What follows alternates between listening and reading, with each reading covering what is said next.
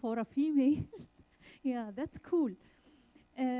We will have a lecture as usual. We will have a lecture of approximately 3 hours, and we will have a break in between. It will be on 7:15.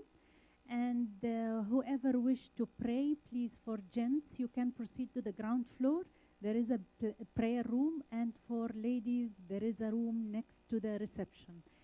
Please remember your registration number in order to get your certificate easily, and wish you nice lecture.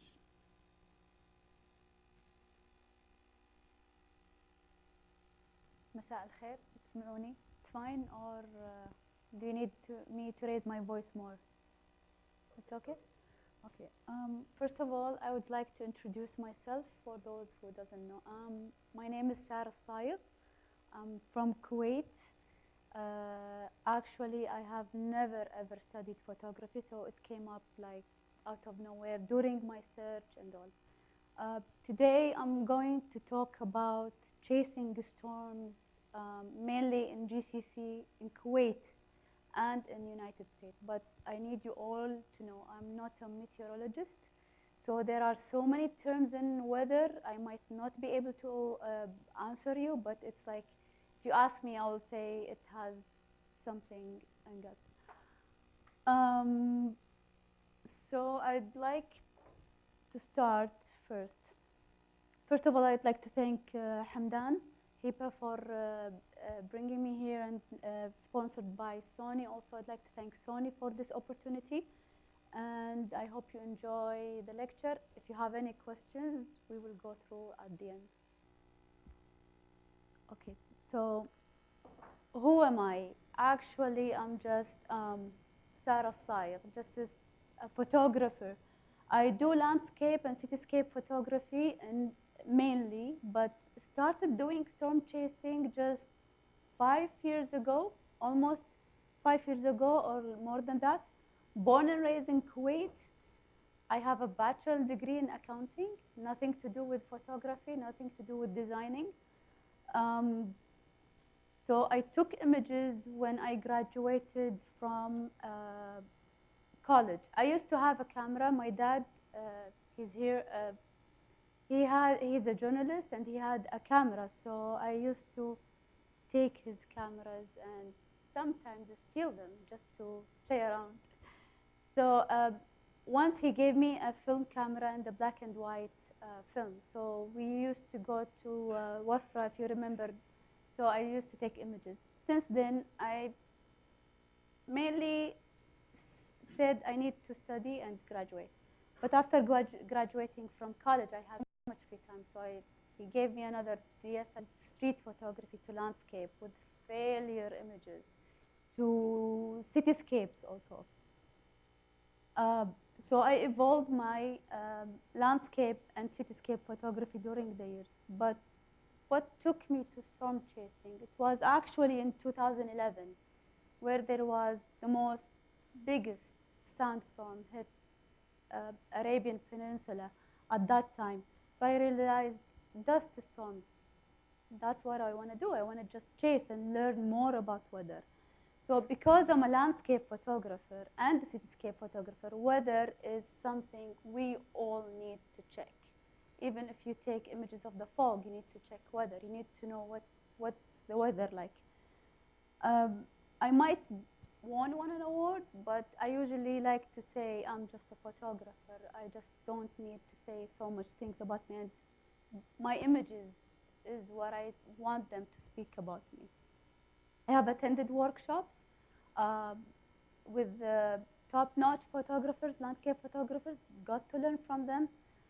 I have attended also for my storm chasing is all like tours, mainly a workshop plus tours. So for the past 3 years, I've been still learning, and until today, I still learn. What do I use? Recently, I have a Sony A7R. I have a Canon Mark III and leaf filters, which is I don't stitch images in my landscape and cityscape, even in storms. I use leaf filters because to me it's easier to process with like 15 minutes, 10 minutes, and it's to me for exposing the image correctly and to get the image like on spot. I have a Canon lenses. I have 50 mm. I have a 16-35, which I mainly use for all my images, all storm chase, all landscape, all cityscape. I use it for architecture photography and cityscapes. Also, I use a tilt shift 24. Also, it's very nice, amazing tilt shift for ignoring the distractions and all. What is the storm chasing? So many people ask this question. This is 2011. It's called the Haboob. So everyone in the United States is very angry about this image, actually, because it's Arabic image. This is a dust storm that came all the way from Iraq with Shamal wind to Kuwait. So by coincidence, at this time, I was taking a cityscape image. And then I was realizing, what is this big cloud is coming? And my friend, he said, oh, there is a dust storm coming, so you need to take the image and go. So mainly storm chase is the pursuit of nature. If you want to study weather, if you want to get the news coverage also. Some people do this for adventure. To me, I do it more of I want to know weather and I want to get that adventure. But mainly, what I really want to know is weather, because in GCC we have so much amazing storms happening, and I really want to catch it. Storm chasers usually, honestly, they don't get paid. So mainly we get to have people telling us on Twitter, can we use your images for free, which we do not allow because we put our life in risk. There is gas money we need to pay. There is car rentals we need to pay, mainly if you are going there and renting a car. So there are so many expenses in this. Plus, you're going like 5,000 to 6,000 kilometers for a week. Yani, last time we did, I ended up waking up in Colorado, find myself in Texas, and then all the way to Minnesota and states you wouldn't realize. Is it safe? The problem is when recently I'm getting people approaching me, telling me, I want to do this storm chasing and all. Can you dim the light just a little bit? Yeah. So most photographers, the problem is when they come and approach and they want to take images of storms, they don't know what weather like. It can change suddenly on spot. One time you get to know that it's safe, you're on the safe place, but it's not safe. So if you're doing it, you don't know weather. You don't know at least bits and pieces of weather terminology, you would end up losing your life.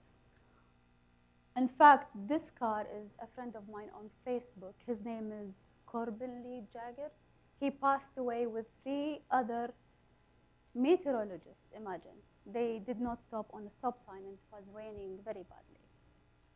If you are aware of National Geographic did some program about El Reno tornado, which Tim and Paul Samaras, Carl Jung, in 2013 passed away because they got stuck on a tornado path.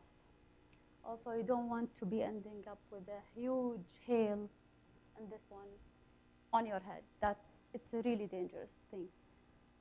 I do it there because I know that when I go with my friend Mike, he knows weather, plus we end up talking to so many storm chasers who know weather. So sometimes we get not to understand what's happening, but then we realize that, okay, we need to be on a safe distance, in a good place where we can get photogenic images, great images, but on the same time, we have to be safe.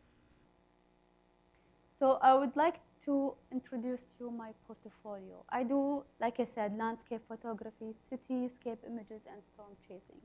So my landscape photography is, if you see it, so I've been to Iceland, did some aurora images. I wanted to see the aurora. I wanted to learn. Mainly, I go just to learn and get a new perspective of what image I want to process. So in this image, it's in fact, it's by a helicopter. It's one of the famous river deltas there. And this is in summer where their lupins is there and it's everything. So landscape is what I want to do and still do. And I love to do more of that every time I get to travel.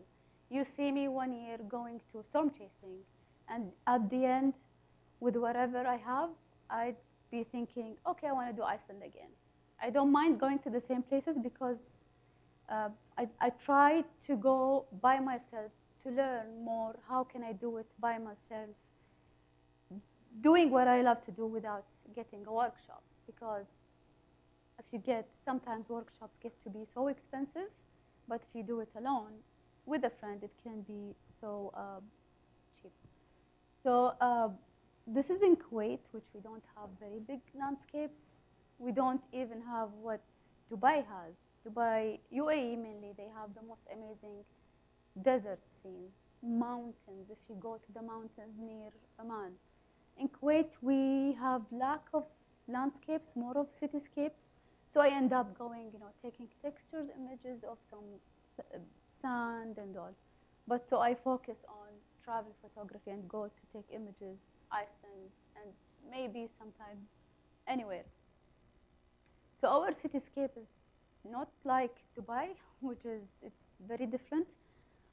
We get to have, this is Al Hamra Tower, which is the tallest tower sculptured around the world, even taller than Burj Khalifa, because it goes all the way up. It's all concrete-wise. So we're like happy we have the tallest tower. The access to this tower to do some cityscapes is so hard for us. So we end up like, if it's, the weather is good, we end up going shooting in good places. So this is an old image before I get to be very known, and also I was like enjoying long exposure images. I was lucky to have this sunset.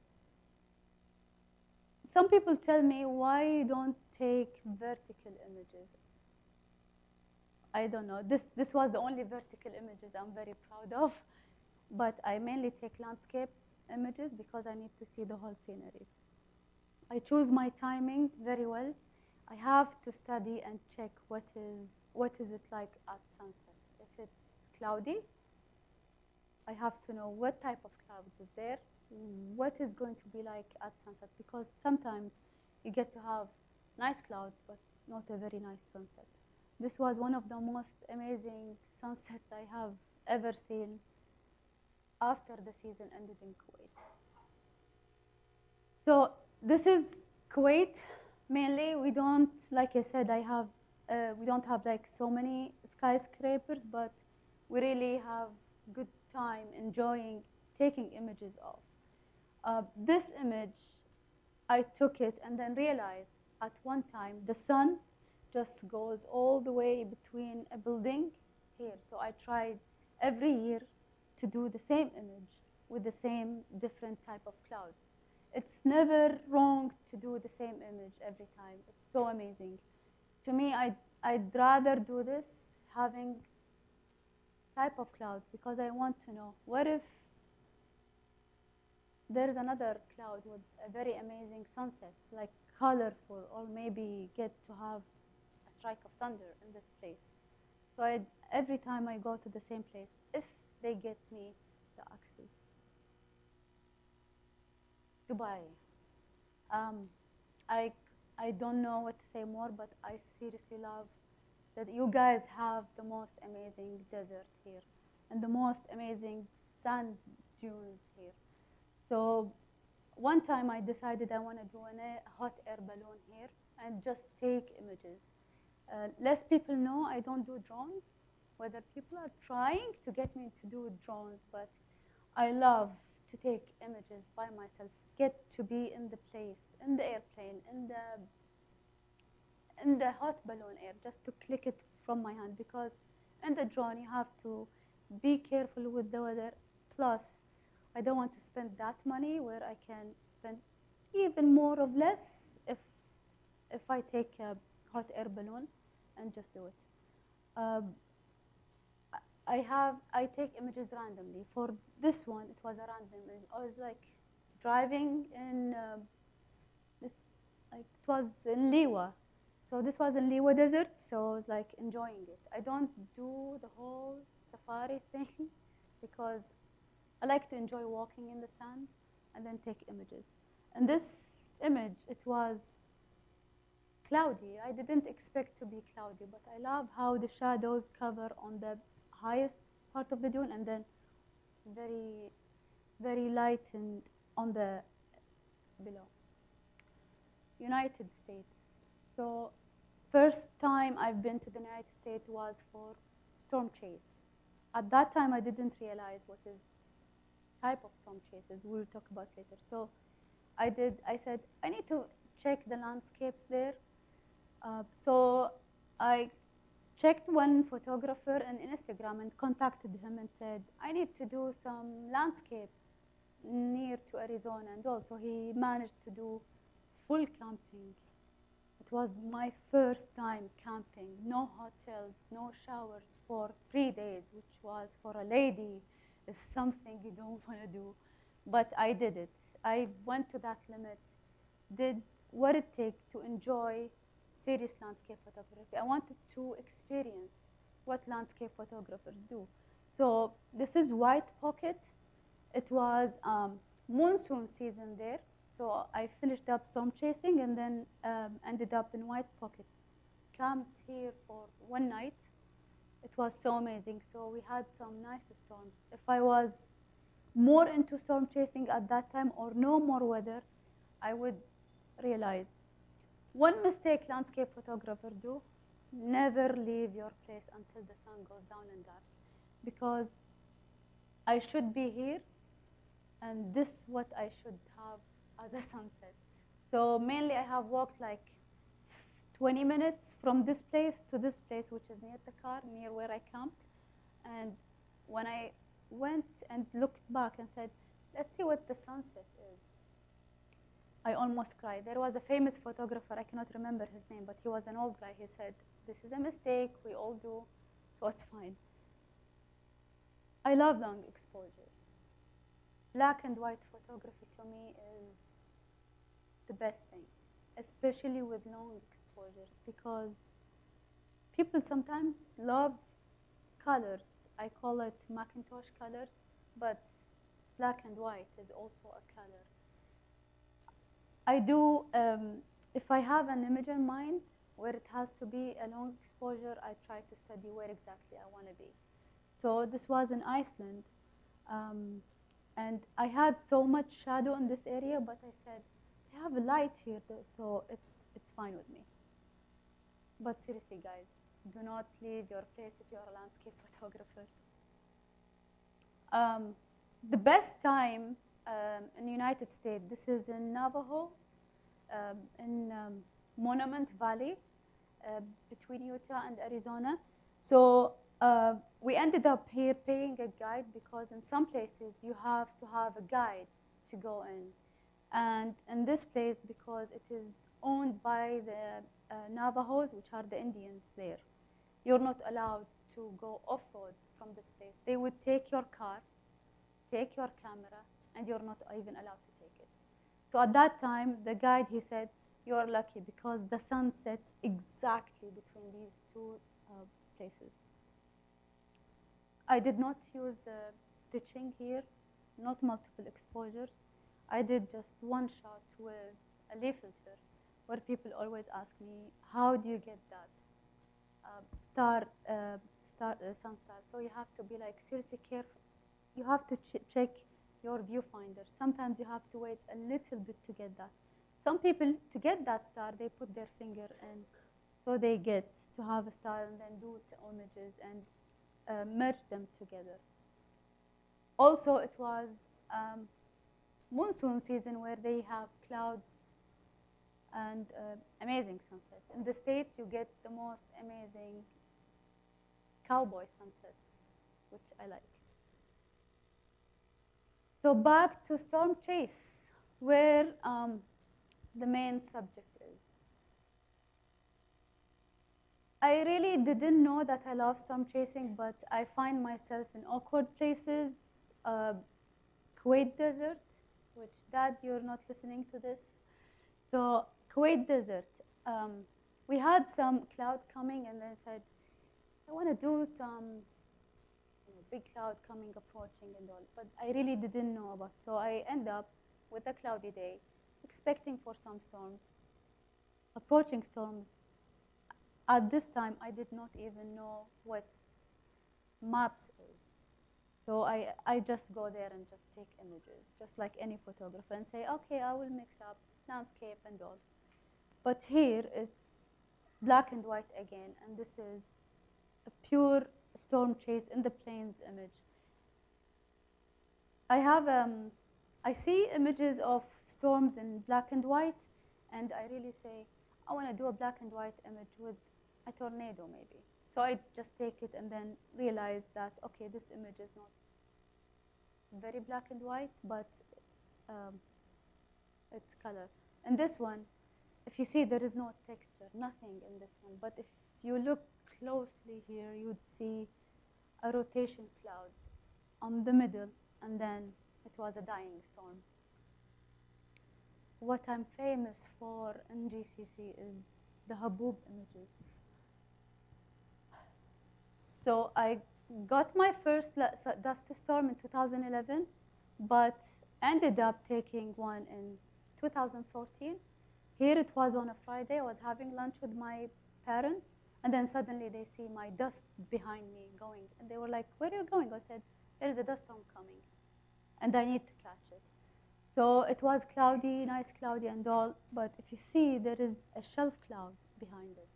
So it was like, okay, this is a cloud and there is a dust. And this is on the same image. So if you see the previous picture where the sun sets slightly to the right, it's on the same but with clouds.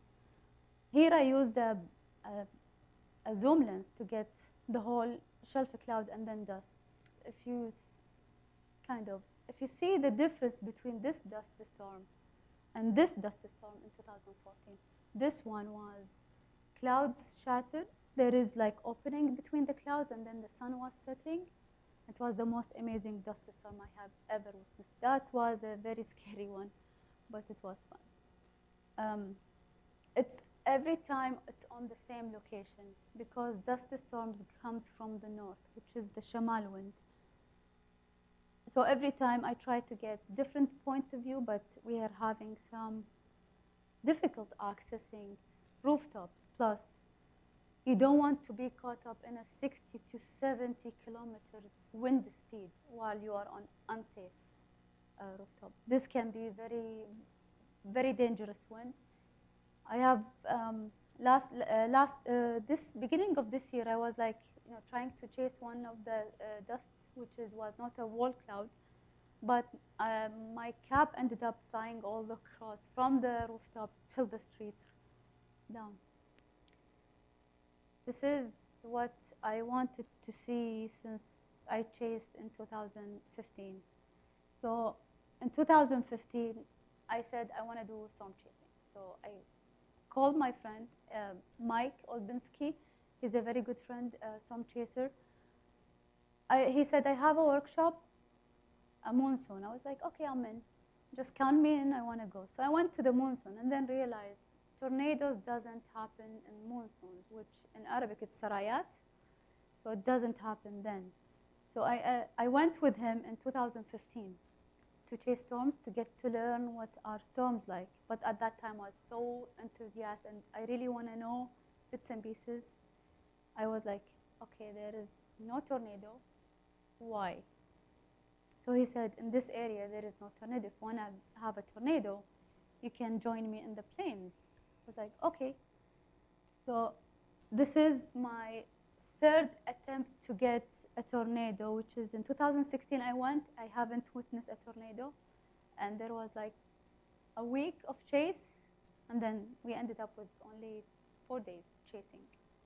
But in 2017, I remember traveling to the States with a cast on my leg. I had my leg cast to tornado, and this what happened. So this is McLean tornado back in 2016, 2016, 17, sorry, 2017.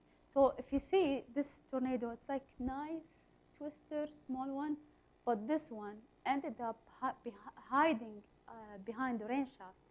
And Elk City in Texas got a huge damage from the tornado. So that's why we need to get to know where to stand, where to be, especially in weather.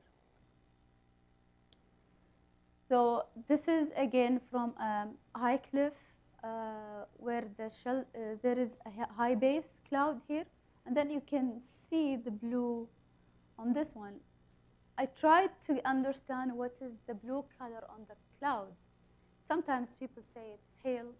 Sometimes they said it's a mix of the sun and the clouds and all. But I cannot even describe how it's beautiful is. Not behind the image, but if you witness it like on your eyes, it's something.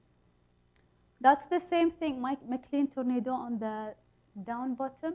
We were like far away, but there were people next to it. But seeing it from far away, it's so amazing. In Texas, mainly they do chase everything. So you get to see a whole road packed with people, storm chasers, spotters, network spotters, weather spotters. Everyone just wants to be behind the storm. So some of them, they know what they're doing. Some of them they don't. Road network is something we always face in chasing the storm, especially in the United States. That was April in Kuwait. So it was night, and then it's the monsoon season. I said I was like watching a storm cloud coming from the north of Kuwait, and I said I need to do this. I need to take images. What's like I was like in the gym at that time. I said, okay, I have my camera with me. I need to see what's going on. So I had my applications opening. I have weather websites opened to check what is happening, and then I saw clouds just coming down. The issue is it's night and you cannot see, but there is a dust below that cloud. And this is the first time I see a slow supercell just goes around Kuwait, and this was amazing, but it was at night. Before leaving to the United States, that's what I caught in April 29. I don't know if most of you follow weather, but in April, 29th April on a Thursday, there was a storm in Saudi Arabia where I couldn't even, I said, okay, it's a storm in Saudi Arabia, it's far away from here, like south of us. But then, checking, you wouldn't see the dust on radar if there is clouds on top of it. So you have to be watching social media, especially if there is people in the desert. So I get to know there is a huge sandstorm coming because there are some policemen and all was like taking images on the social media and spreading it and said, I need to do this if I knew ahead. But I asked one of the meteorologists, people from Oman, I told him, I've checked the weather, I've checked the cloud base, it is in Saudi Arabia. How come it distributed this dust all the way to Kuwait? So he had to explain this in meteorology terms. He said the cloud base was so big, which if it was on all really good radar, we would get to know it. I cannot pronounce the Latin word for the cloud type. It is cumulatus. It's like a huge one, which you see in Oman, like the one with the towering and all. It was so big, no one expected it is big. So when they dropped the air, it just took all the sand with it and then just shifted around because there is another wind facing this to direct it to Kuwait. So this was the biggest one. This is 2011, which it was not cloudy at all, but we had a week and that day in May 26th. Prior to that, everyone was talking about a dust storm. This was in 2018, by the way, so I had to take like a road image with the dust. So on this one, For a whole week, everyone was saying, today is dust storm, today is dust storm. So no one believed it, that there's a dust storm. I was, by chance, taking images of cityscape. So when I checked it, it was like coming. On that day, one person passed away because he was in the sea. So this is how dangerous a storm can be. We need to be careful, especially if we want to take images, to be exactly on the right place. This is also in 2015. Actually, if you see dust storms happening in GCC, it's between the change of weather from winter to summer. But this happened in October, where we are like, we should be in winter. So after 2000, after I came back from the States, I saw a really nice cloud. I didn't know 100% about weather, but I saw a nice cloud coming in, shape of a kidney. I said, I want to go do lightning images. So Dad, again, you did not listen to this. I went all the way to the desert by myself. And then I was like seeing something approaching. And again, it's a dust storm. So I said, okay, Sarah, you have to be patient, get the image quickly, take the image and just run. And this is what I did. I always wanted to have a nice sand, flat place, and dust is coming. This is in Kuwait in 2015, on October, where it should be a cold weather and raining and very nice weather. But this was, and then I realized, I said, why would this happen in 2015? Then I know duster storms happen because of an outflow from the cloud. So if you have a storm and the cloud is dying and the storm is dying, the air just drops down from the cloud to the hot air. So you have a cold air in the cloud and then hot air on the ground. So it just lifts the whole thing. And then I said, okay, so you have to have two things on mind. Storm with a nice base to get dust if there is an outflow, and you need to keep watch on with the weather, because sometimes dust storms happen from shamal weather. And this one was in 2015 in Arizona. We were chasing, end of the chase, and this is the first time I see a dust and then a lightning. I never expected this to happen, but this happens in Phoenix, where the monsoon is there. You get to see so many amazing stuff in a place where there is so much storms. And social media, I check every time where the weather change. My eyes is on Saudi Arabia, because they have so much support from weather itself, climate change. They get to see amazing shelf clouds, amazing dust storms even. So I always check what's happening in Saudi Arabia. The sad thing is you don't get to see it correctly, because they just take images with the phone. So you don't know if it's this year or last year, but I get to have like images from people sending it to me, from weather people from Saudi Arabia and people who are enthusiasts in weather in Oman, also showing me that, look, this is what's happening. You need to go to Saudi Arabia. You need to take images. But I want to have this image soon in Middle East, inshallah. This was the most amazing storm I didn't chase, but by coincidence chased. I was at the gym at that time. It was like, okay, it's going to be thunder, rain, and all. And then realized, okay, there is a storm. So this is called the Mammoth cloud. I took it with the Sony A7 III, where I first tested the Sony in storm chase, and it was a shocker, because especially in night photography for storms, you need to have high dynamic range. So I was like, okay, I need to do this. So that's what happened when a storm passes by, and then from behind it you get to see the Mammoth clouds.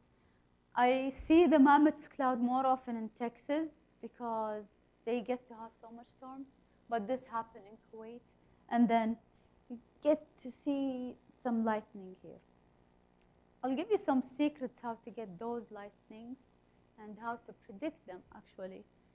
So I had to be on a place like facing the other way of the storm, and just I had to be I have to keep my eyes open because these things wouldn't be showed in the night. So that was the best storm I have chased, small storm I have chased in Kuwait. Again, back to the United States where storms are most amazing. That's the cumulus clouds. I need to pronounce this very well. So this is the towering. This is the cloud. This is the storm from behind. So you have to be on a places. Either you be behind the cloud or ahead of it. So we were chasing this one. It was tornado warned. We're like feet away from it, but we ended up with a good rainbow and an amazing towering, and it kept on towering for the whole day. This was like on a first day of chase. Storm chase mainly, most of you doesn't know, you get to go to the United States for let's say 1 week, but then ended up chasing for 1 day, and the whole week is nothing, because you have to keep an eye on the jet stream of the weather, the high level of the air, the low level of the air, moisture, dew points, so many things. Just like I said, so many weather terminology you have to get to know to be able to understand what does drive these storms to be firing up. Again, night photography with thunder. It's so hard to get thunder, and it's so dangerous because you don't know, especially if you are on a flat land and you are the only one with maybe positive or negative energy. It might just strike next to you. So in storm chase, what I do, especially in night photography lightning, I keep my camera and just go back to the car and keep the camera shooting. I have a lightning trigger which I use to get the lightning. I get escaped from I miss so many images because of the lightning trigger. Sometimes it doesn't work.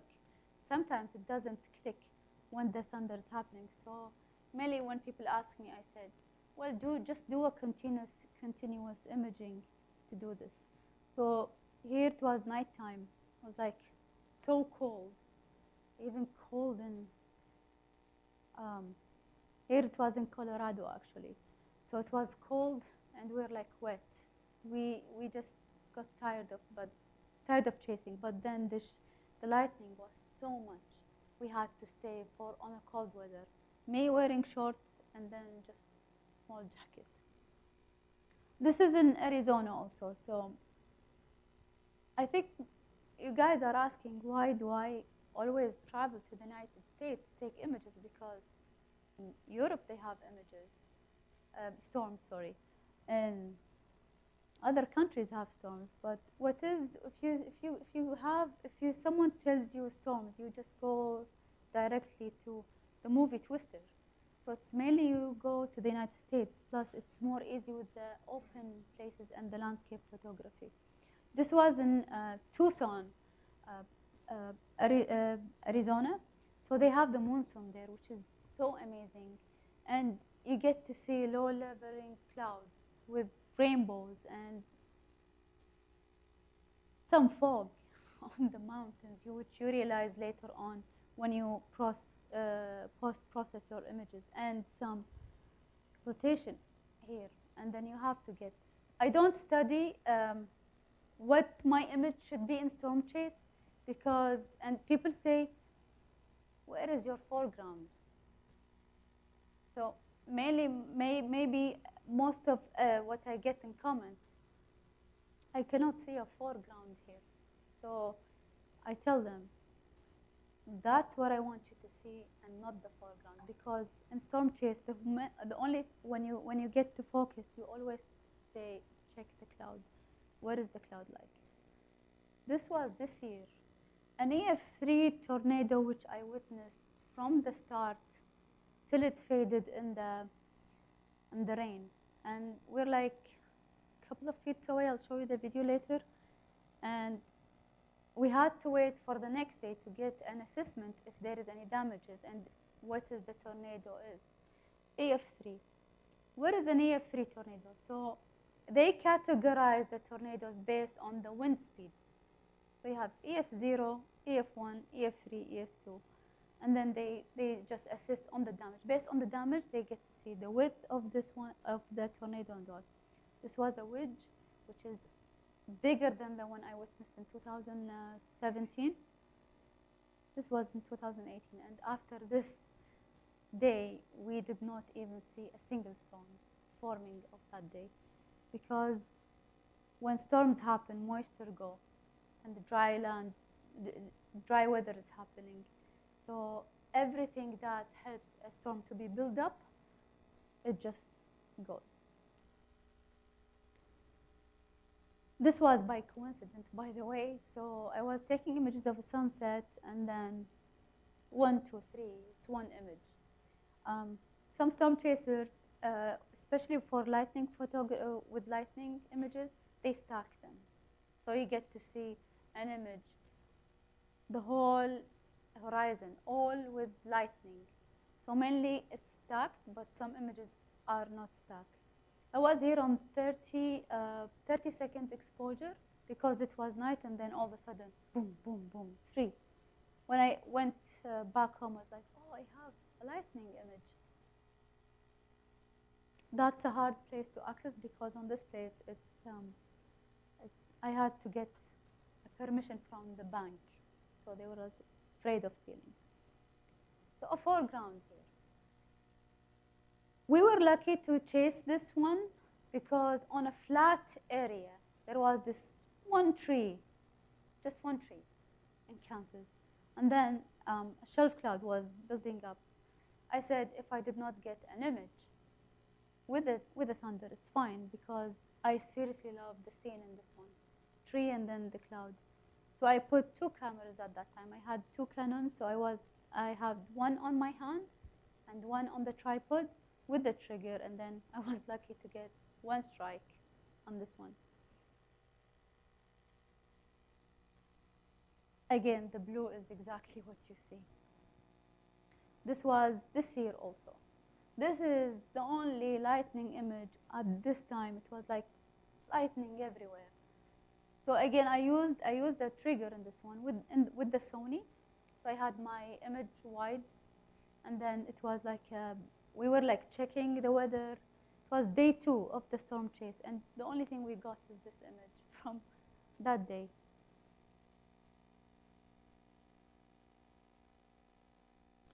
If you see, most of the storm chaser images like have flat lands or maybe high places, because what they concentrate is on the cloud and the storm itself. This is the test tornado again. In this one, I wanted to use a wider image to show you the scenery, but I had to crop it down a little bit. If you see, you wouldn't see that there is a cone in this place. I was like, is it going to drop a tornado or no? So we wouldn't know if there is a tornado behind the storm unless it is a tornado warn. We got so many storms at that time. During the storm chase, you would get like a square on their applications, on their radars, like a square red where is tornado warn, and you just end up waiting for a tornado, but nothing actually happens. Because what happens? If there is a storm here, and there is a storm all the way there, the outflow goes in and kills the other storm, or the other way around. So storm chasing is so hard, especially if you want to get images. This year, everyone, like all the storm chasers in the United States said 2018 was miserable because they didn't have any storms to chase. They didn't have anything to chase. But we're lucky to be in this one. I have some of our storm chaser friends ended up going to the north side of it, but we were on the south side of the storm. So we get to see this one, and so many storm chasers didn't see the tornado. This was the tornado warned storm in New Mexico. So we're like standing really up front the storm, but it didn't drop a tornado. So what happens is it just rotates on this place. So I got we're like waiting for it to rotate to drop a tornado, but again it didn't happen. So we ended up with a really nice cloud and a rainbow. On that other image, also it was a dead day to us.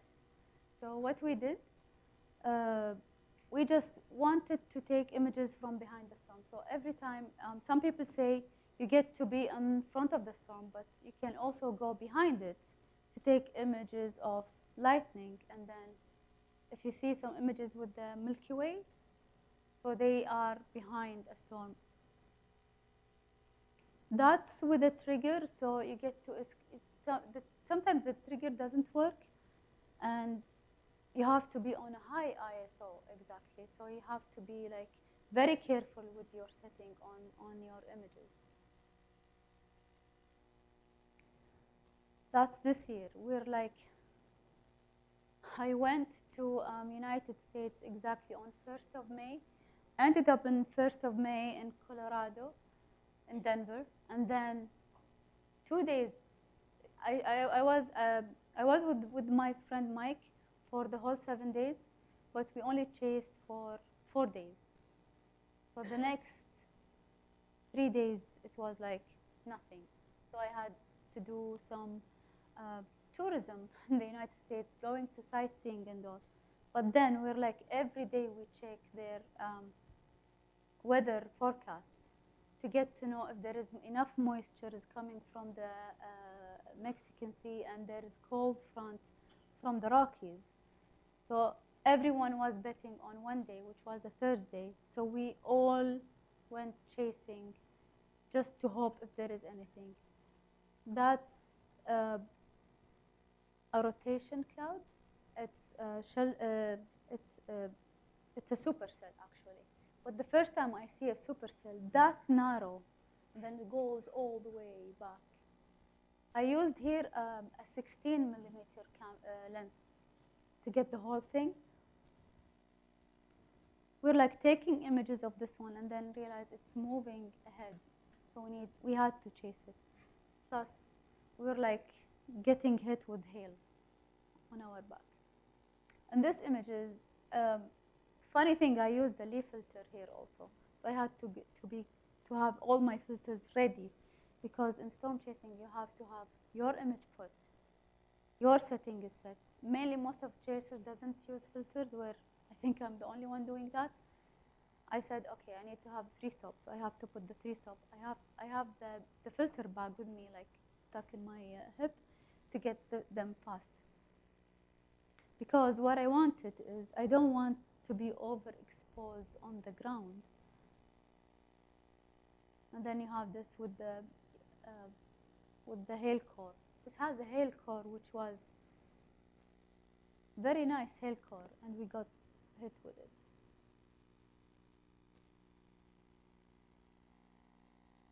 So tornadoes can be so dangerous. If you see the first one, the McLean tornado, so if you see a tornado dropping in front of you, you have to be careful what's behind you. But what happened is, we were taking images of the tornado, like it goes all the way there, and then we realized that there is a second one dropping behind us.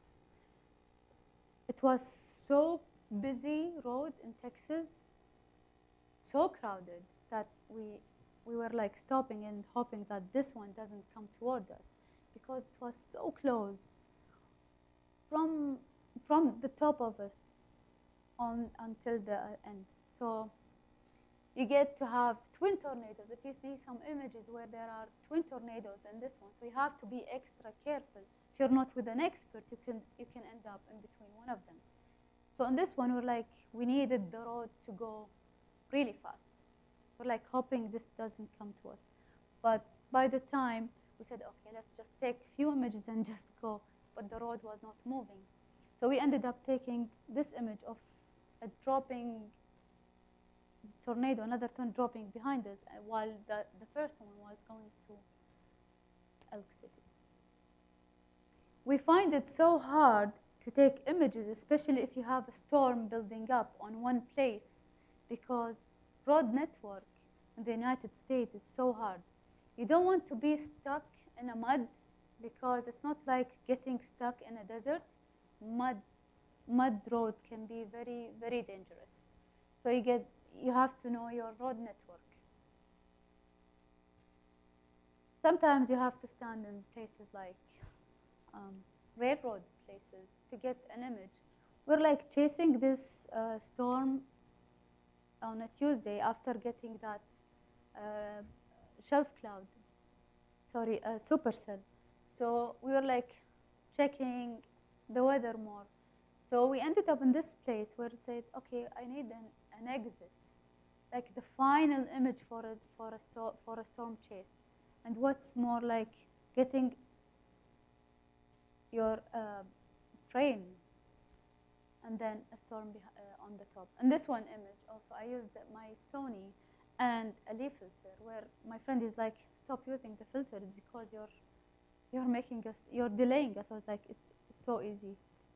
Because every time I want to have an image really well processed, you always get to have an overexposed areas, like the sun was setting behind there.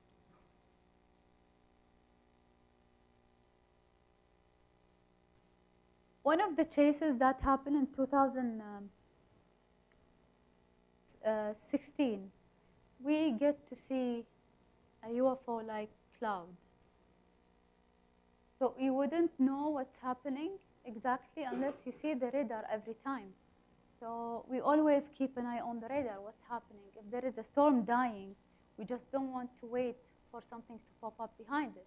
We have to see something, another storm to chase it.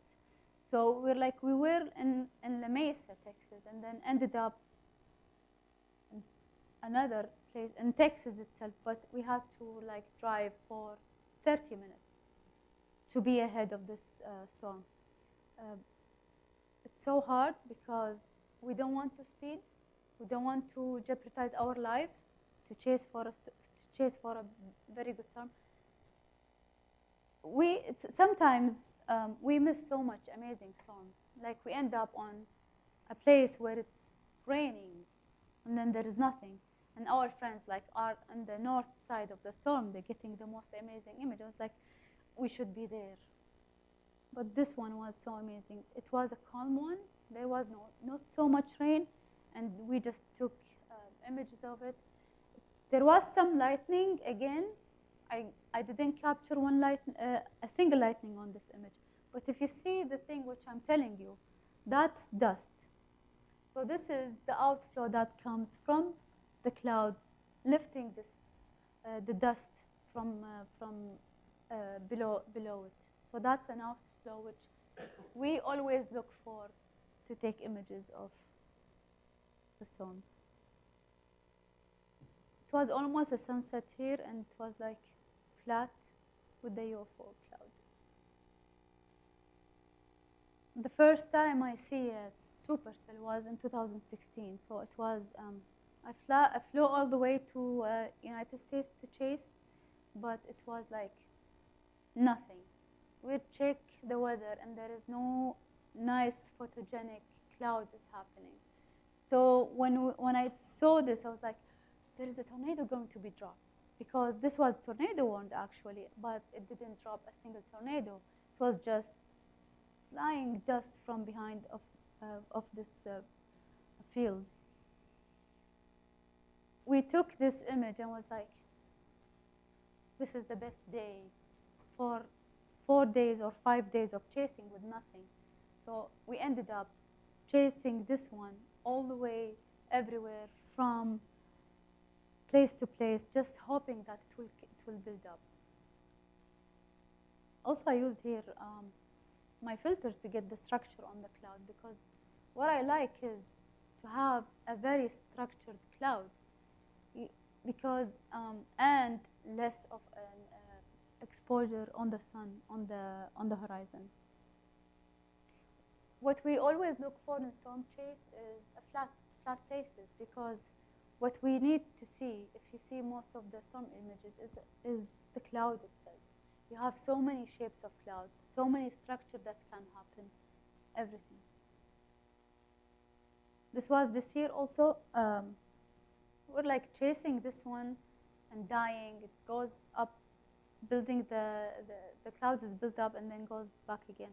But then this day, what happened is we were like chasing this cloud, and we ended up in a place where lightning goes around everywhere. We're like taking images of this one, and then ended up in the car with our cameras outside, and just keeping it.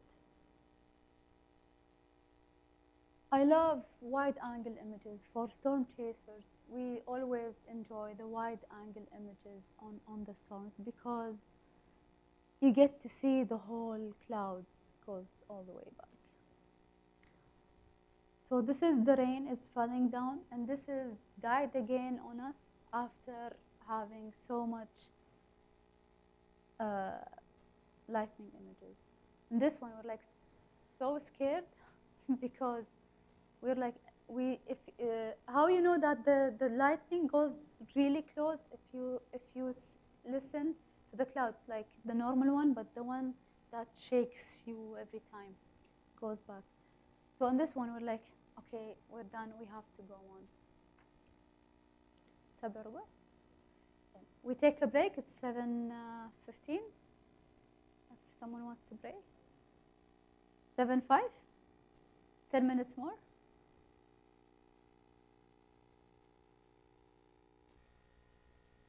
Okay, how do I prepare for storm chase? If I'm in Kuwait, I always wait for the right time. I started trying to read maps, prediction maps. So they can happen at any point of time where the climate changes from season to season. Now where we have climate change dramatically, the earth is heating up very bad. And there is a cold, I mean, the climate changes now where storms are either happening so much. If you see, this year I have seen in the United States, there was not very pathogenic clouds, but in GCC, storms are happening with so much amazing shelf clouds. The first time I see a shelf cloud, it was on social media in Saudi Arabia. It's like, do we have that now? And it happens, actually. So in Kuwait, for example, if I want to chase something in Kuwait, I have to wait for the exact moment, the change between winter to summer, where spring is not actually is there. But so I get recently now, I subscribe to a website where it has so many models of maps models and all. So I try to understand. I communicate with meteorologists, try to understand what is it. So in Kuwait, I wait for the season it's happening. Rest of the season, I do my own photography, landscape, cityscape. So what I wait in GCC is the monsoon or Saraya. So I wait for it and get to know. I have to be expecting this, because during my chase, I have witnessed a dust storm happening in October, so I have to be ready at any time. I have to check weather. I have to check the maps. There is something is happening in between. I have to be ready. My camera is with me every time. So what I do, just to show you, this is the lightning trigger which I use to take images of lightning. It's good, but I do not rely on it. Most of my images, I just click, and because I don't have a remote on this one, so I just enjoy clicking and clicking and clicking until I get something. I also put a filter holder here. There was a polarizer filter on this one. We're just waiting for this storm to give us something. So in GCC, I just wait for the right moment. I've checked, and I always like to study what's happening. In Kuwait, it's monsoon. In Dubai, it's also monsoon, but you always get to have nice cloud structure with storms, where I saw something with cityscapes. So you always can mix this uh, and maybe drive all the way to the mountains to get the storms, if storms are building on that area, especially in the monsoon season, where the past few days I was checking, there are like a whole series of mountains from UAE to Oman, where the clouds were building up very fast. I think Khalid have been there with a nice storm image, standing behind below a cloud. So what's the time for for storms to be hit in Dubai mainly? When? So in Dubai winter, so we have, all of us need to be prepared for winter storms for this one. In the United States, it's more easy to know when the storm is happening. In the United States, you have April as the start of the storm season in the plains. So mainly the plains is, I get to be flying from Kuwait to Phoenix and then drive all the way to this area. Our targets in storm chasing is this area mainly: Kansas, Texas, Oklahoma, Nebraska. So this is what we target in April. So the storm chase in the United States for the plains starts from April until 1st of June, first week of June, if the weather is on your side. So what I do is I study the weather, try to understand the maps. You can, ahead of a pre-setup for this one. For example, if a storm is happening 10 days ahead, you have to wait at least 10 days to get to know, because 10 days, some maps, some models can give you something, and then after 5 days, there is nothing, totally nothing. So I check, learn about this, learn everything in order, and I have to be on a safe place, in a place where I get to be safe. For example, in Kuwait, if I want to be on a rooftop, I have to know where is my exit. I have to know to be on a place where there is no lightning. For the thing they put on the rooftops for the lightning, so I have to be like far away from it. My camera is also far, and have a fast exit, because if a lightning strike next to you, you have to be quick in removing your equipment and just go away.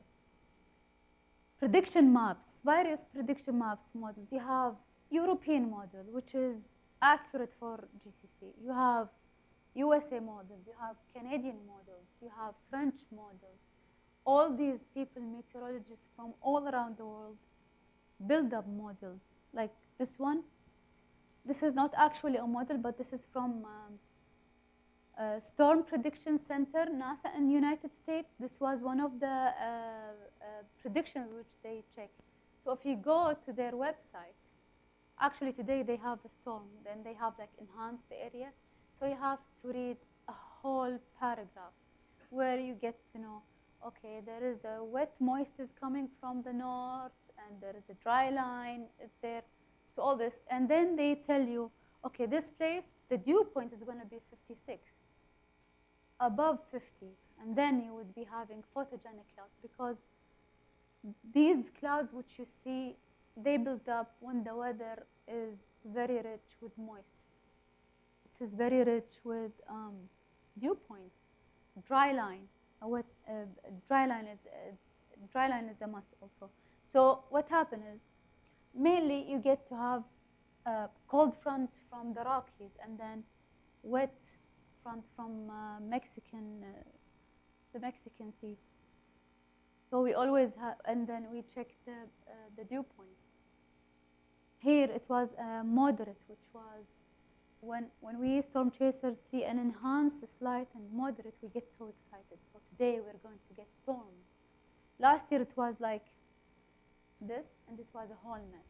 No one even saw a single tornado, but there was some tornadoes happening, but they were like hiding behind a rain shaft. So I see my prediction maps. In GCC, I rely on EU, European models, sometimes on the US, but mainly on the European models. Always, I need to keep ahead from, to be ahead from the on the storm. So before, I don't go there when I see the clouds and raining. So this is, try to pronounce it very, cumulonimbus clouds, which are the one which you saw with the one building up on the front. I've seen these type of clouds happen in the border between Oman and UAE, in the what does this Al-Hajar mountain, so Al-Hajar mountains mainly, and that lines. But in UAE, it's in that border, so you get to see them. So if these build-ups, we just end up, for example, if we see this model in the United States, we also check where is going to be the dew point. The dew points might be like in between here. So we wait. We get up in the morning, have breakfast, get coffee, and drive away. Drive. For example, to go from this place to this place, we need to have like 5 to 4 hours. So we drive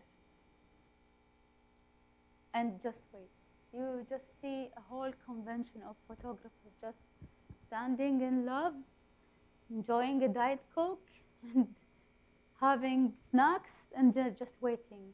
We just wait for hours, sometimes 2 hours. Sometimes the storms fire up like 3 p.m., but we're up since 6 in the morning.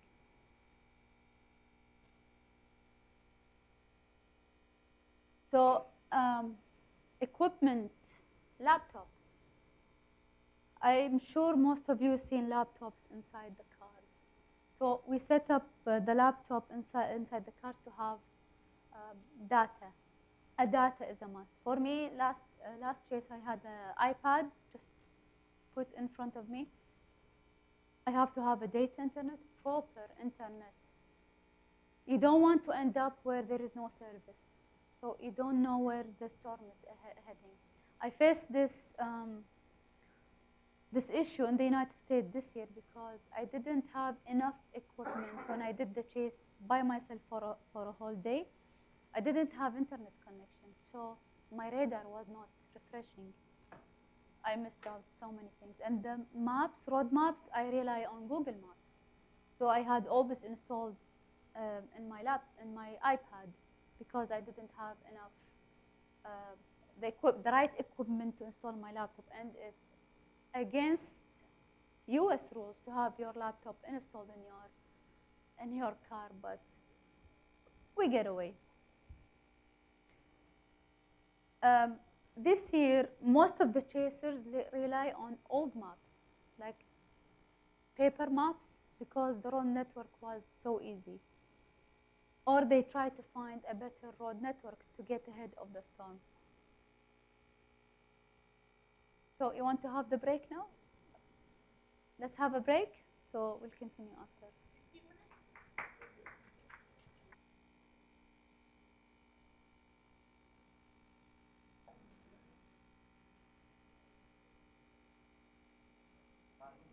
تمام، شو اخبارك خالد؟ شو اخبارك؟ الله يعافيك. ها؟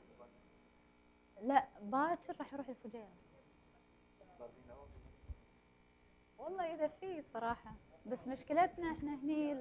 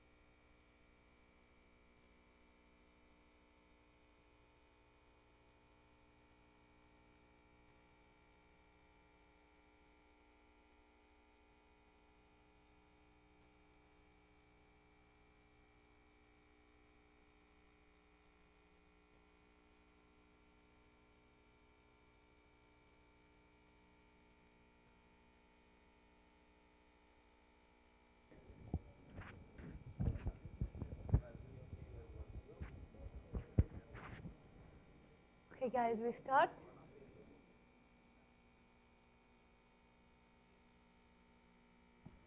So back to how I prepare for the storms. Like I said, in GCC it's a bit hard because most of the models are correct, but we have lack of real radars. But in the United States, I would be having all this, the radars, the applications, everything. So what I do is I make sure I travel ahead 2 days prior to the storm chase to start in the US, and then I fly. You need to have a laptop. You need to have an application. You need to know what sort of application you guys should be using. In the Middle East, I always rely on Ghaith, which is UAE radar, which is, but the only thing that sort of not liking about the whole thing is it's the delay on updating the radar. It's a 15 minutes delay, where I can find like another app where it gives me approximately 5 minutes, but it's a paid app, and it's not very accurate like the one I see in Ghaith. Ghaith is mainly I get to check where is the storm, the cloud is heading, where it is going. So I always have that installed. In Kuwait, I check Kuwait meteorologist website because they have the radars also a delay of 15 minutes. But if you know that all radars in GCC are connected to each other, they have, I think, recently signed an agreement that's all being connected to each other, so everyone knows what's happening. Equipment, like I said, an iPad, a laptop, a proper software, a mapping system software. If you know how to read maps, like the old-fashioned maps, you also have to have it, because you would be having off-roads. If you need to go to off-road, you need to have the maps. The Google map wouldn't show you the off-road exactly like the old maps, old mapping system. If you are taking weather or storm chasing as a serious hobby or an occasion, or like, doing it for fun, you need to be prepared and have reasonable expectation and practice. Important, safety. You see, I showed you images where storm chasers have passed away. Still, I get to hear that there are accidents happening even in GCC, because you see in social media, when there is a monsoon season in Oman, there are flash floods. If you do not know weather, you could end up in a flash flood place where your cars get stuck in the flash flood, where people get stuck in that, and it's very hard to keep them safe. So safety measures is important. You need to go back home, share your stories like I'm doing now, back home, with taking care of what I do, how to chase, to share my story about storm chasing with all of you guys. So the first thing I always keep in mind, safety. Even if I want to take it to the extreme, I have to know my exit plan. If the storm is coming here, I need to have an exit plan. In Kuwait in particular, if I want to chase dust storms in the desert, because our desert is so dangerous that I end up in some occasions I see rockets flown in the desert, because there are some military exercises happening there, so they drop something. I have to have an escape plan. I have to take care where I go, what to see, what to expect. So if you are taking it as a hobby, my advice is you need to consult someone who knows weather. Even if he doesn't know how to take an image, his expertise is appreciated. People who know weather know what is weather like. They would give you advices. They would tell you where to be, where to go. They would give you some tips on the storm. They would tell you, okay, be careful. The storm is firing this place, but you need to be like away from it. You need to have a place where you can have an escape plan, where you can drive. You can go by a 4x4. You can go by your own car if it's not a 4x4, because if maybe most of you, when you hear about storm chasing, you think it's a very equipped, like big car, but actually we chase with small cars, a forerunner, anything. I've seen chasers where they drive with their own Corolla, Toyota Corolla, but they are also, they need to have an escape plan, paved roads. They need to know where are the paved roads if the storm is firing. In USA, they have a spotter network. So I have an application called Radar Scope, where it's mainly for USA. There is a spotter network where you see storm chasers, and there is like red dots in it. In this one, you get to know who is chasing and who are the chasers are chasing with you. And last chase, on the end of the chase trip which I had this year, I had to do it by myself. So I have a spotter account. So I have, you see, like SL size, small one, moving around, and I see my friends like chasing, and then I text them, hey, what do you see? Can I be with you? Because I don't know where to go. Do you have a road network? So we get in contact with each other with the spotter network. Also, in GCC, I'll always, every time I bother some weather meteorologist, I always raise questions. Even I have got blocked from one of them because I ask so many questions. I need to know what's happening. If I want to get to know what is weather, have documented. I don't want to say take a beautiful image, but documenting this phenomenon is so amazing. For example, I did not know that duster storms can be like a huge wall cloud. I only saw it in the Mummy, the first movie, and I didn't know that it actually happens until I saw it with my own eyes. So I documented, and I kept on trying to document it. Okay, I tried to be in a best place, but if you see the last images, I just need to show you. So these images I took, if you see, there are power lines. It's not a very wow image. It's not a very pleasant seeing image. Power lines. I don't even have an image to show. It's just dust. So this is part of documenting this event, because this storm did not come to Kuwait City. It's only just came like a dust passing by. For this image,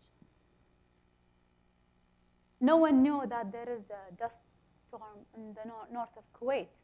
So I documented this. I tweeted at that day, dust storm. 4 minutes later, Kuwait meteorologist said there is a dust storm north of Kuwait. Here I was like, I didn't plan for a haboob image. I was planning more of lightning image, because I just came back from the US with the monsoon, all excited and all to take images. But it did not come. I remember my dad calling me, said, where are you? I said, I'm in Sultan Center buying stuff, but I was taking images. So recently he's knowing so many secrets, but actually I was later on that, wallah. So in US, there is spotter network, which I enjoy. Plus, I have friends who are meteorologist people. We gather around after every storm chase, check the maps, read what's going on, give information between each other, get to know what happens tomorrow or the day after or a week ahead, because mainly most of the models gives you 72 hours of prediction, or also 120 hours, 148 hours of prediction, but it keeps on updating. So every day you have to know when is the update happening, and you have to go to that site and check it. Information you seek on social media and on spot. I follow so many people that don't know how to take a proper image, and they end up taking images with their iPhones and document it. But I follow them because I want to know. Some of these people live north of Kuwait, head north, maybe in the middle of the desert. Maybe they are like policemen who are on the borders. And then you see mainly on the borders, those military men, they take images and said, oh, there is a dust storm. So I said, okay, is it coming? Is it not coming? Here I have to check it.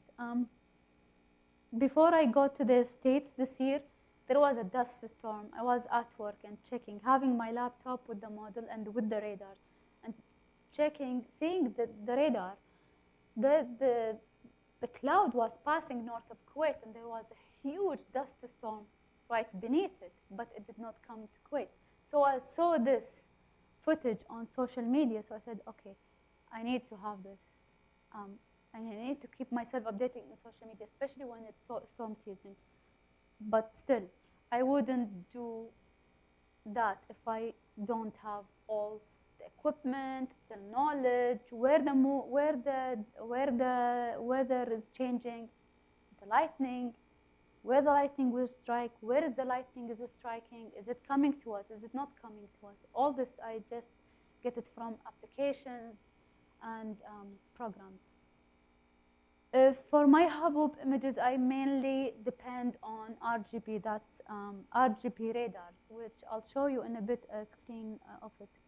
So the dust storms, if it's coming and there is no cloud on top of it, you would see a very nice magenta-like cloud is going. But if it's covered with cloud, it will be very impossible to know that there is a dust storm coming. So I tried to get some information also from social media, especially if it's coming. So I'll just show you this video I took through my iPhone, acting like a storm chaser. This is Tescott tornado. So through the iPhone, it's like what are you on the iPhone 16 mm? So this is how far I was actually from the tornado. So some people take images, trying to get my exposure, 2 cameras, and yeah. So this is the Sony with the trigger, hoping I get some lightning, but nothing happened. On this one, I had to have 2 cameras. I should be having one, but sometimes you have to get so many photographers they get to. So I had my 70-200 on the lens. It's a Canon, and the amazing Sony. Thank you, Rajneesh, for this. So I have the Sony A7R3 on this one. And also for the tornadoes, you have to be aware where is the tornado heading, because you don't want to be in a place where the tornado is heading toward your camera. See again how it's moving. So it's just moving across the horizon. I'll show you a full video of this one, how it was like drop down.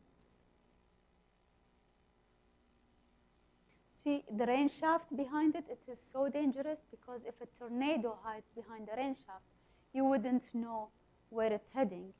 So that's why the distance is very important on this one. So applications and websites. Like I said, Weather UAE, TPE, Kuwait meteorologist. Radar scope is mainly for USA. In USA, what I do is, in USA, we depend also on colleges, because there are colleges where they provide radars. They provide programs for weather expectations. These are the modules which I'm talking about. This is ECMWF, which is a long name for something, but this is the European model. This is mid-sea level, which shows you your high and low wind, if it's a low pressure, high pressure, what is the pressure? For example, when I talk to weather people, they always depend on the number of the low pressure or the high pressure. I have someone who told me, if it's a high pressure, I'm happy. If it's low pressure, you would see people sad. I said, I don't think so, but I don't know. So I also depend on these models, European model. This is one of the radars, which is, I do not depend on this one very accurate because the update on this one is half an hour, but because I love the colors on this cloud. This is a storm in 2015, actually, in October. So this is how the clouds looks like. And this one, it's like the heat of the cloud, the high of the cloud. So if you see this color, that means there is a huge a huge rain, so much flood is happening. This is rainstorms. The best one, I think, that came to Kuwait, which goes all the way to TPE. Why do I use TPE? Because I'm a landscape photographer, I always use TPE because TPE. I need to know where I need to be. Also, it has a nice Google map. I can get to know where is the sun setting, but I don't use it for storm so much as I try to get it used for if I want to take Milky Way, which it's in my bucket list. I've seen images. You see a Milky Way and a night sky, and then a huge storm just beneath it. So I need to know where is the Milky Way in this one, if the storm is going to be there, and if the Milky Way is rising or not. Radar scope. This is the app. This is the app which I use for Spotter Network. This is a paid app. I pay $9 for this one to get a full year of subscription, but I wouldn't be able to use it on any other. I can use it on other laptops, but if I want to have more information, I have to pay approximately $100 per year. So they would give you so many things. But on this one, I'm a spotter network person. So officially, I'm not a storm chaser, but I'm a spotter. So for now, I need to spot images and get to know where people do that and why do they do that. So this is the RGB radar I'm telling you about. If you see, it's not like any other radar. This is what I use for the dust images. If you see, this is dusty. So this is the magenta one. This is not dust. This is actually the desert in Saudi Arabia. But on the north side, this is what I'm telling you. That's the clouds which I see on this one. So what I do is one time on this map, and then I'm on the other map, this one. So I'm on this map, and then go back to this map and check it, what's happening. So on this place, mainly all of our Shamal wind comes from Iraq, so it goes like all the way down. I remember, I think one year I saw some image. There's a dust in Dubai, I think, some years. So it goes all the way down. And it depends on the wind speed, the wind direction also. That's the 2011 dust storm. So if you see how it started, if you see, it goes from a cloudless place where there is no cloud at all, but the weather was in that favor. That I think it was. I wasn't very known with the weather situation, but I think it was a high pressure, and then it goes all the way down. And if you see how dangerous it is, it started small and then goes so big down south. It goes. This is why they call it the Shamal. Ghost comes from Shamal. This one was recorded as the biggest sandstorm ever hit Arabian Peninsula that day. I think it didn't reach. You see, it did not even. Next time you should go south, Liwa. So these are other weather. So this is 2011. I keep it because I love this one. It was the biggest one, and I always ask myself why there was no cloud in this place. So this is the RGB, which I use for dust storms. Mainly, I enjoy looking at it because in Africa they have also dust storms. I love to see it because sometimes I check that there is a dust storm coming from, let's say, Morocco, goes all the way to Europe. So instead of coming from up to down, it goes from down to up. So many things I still need to learn. This is a prediction map and the weather. This is the storms. So this is an update. This is only in the US they provide such a map system. So what we do is we know that there is 07 Z. So 07 Zulu time, that means UTC time. So and to me, if I see 18Z, that means I have to get UTC, so 3 hours ahead from Kuwait at 3 p.m. So I will check, okay, at 3 p.m., high pressure can go to low pressure. There is a cold front coming down. I get to get all this information ahead. This is from Ghaif also. So I check, if you check here, this is all the clouds. I depend on this one also. This is infrared. This is an infrared radar where you get to see the clouds. I don't know if you know that or seen some images of storms in the United States, but I love checking them. They have a satellite system called 16 GEC that has 1 minute, and it is so high quality where you see storms just bubbling up and then fades away. It is so amazing. I mean, we don't have a very clear radar in GCC, but we still have the infrared one. But is that, you know, checking the bubble, how it goes like a bubble. And this one,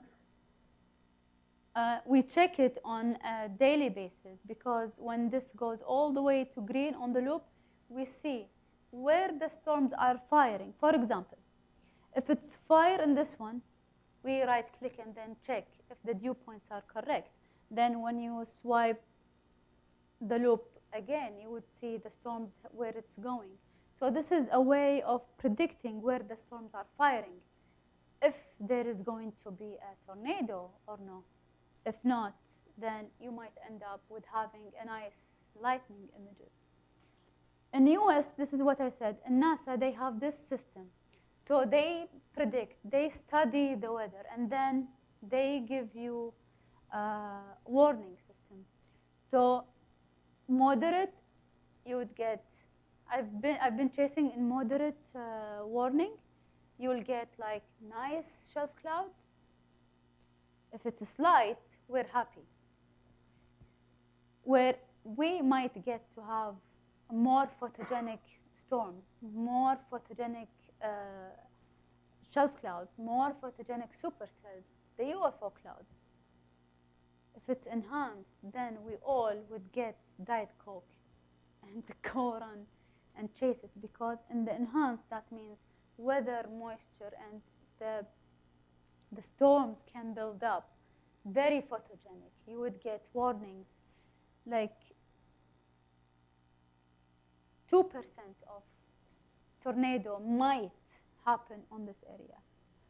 So if it's moderate, the red one, it's a messy day to us, but you never know what happened. Because on this one, that means the weather, it is going to be very bad. Flash flood. Tornadoes happening, you wouldn't see them. Maybe some huge EF3, EF4, like huge with tornadoes that could cause so much damage. I don't know if you know this, but wind damage, hail damage, it is very bad. I've seen chasers where they get their wind cracked all the way, like seriously cracks on the wind, and wind damages, like farms get destroyed, power lines, everything. So it's all depending on how this. I've never seen this color before, but also that means the more it's the storm is getting more intense. So it's if it's green, you would get thunder, some lightning, maybe some rain. If it's a moderate, then it's something nice. If it's a slight, so it's like a system for weather warnings. So if it goes up to high, then the storm is like on intense, and you should be careful. Some of you might see some dust devils, even when you go on street somewhere. These dust devils are not tornadoes, but you might see a tornado where the dust just rise. Okay, this happened actually Sunday in Kuwait by my friend Abdulaziz Yusuf. He was taking images of birds because he was wildlife photographers. I'll show you. It's a video. So what happened is, I think I have witnessed this one. So there is hot air on the ground, and then cold air is coming, and the sun has. So it will look like a tornado. I'll show you this one. So guys,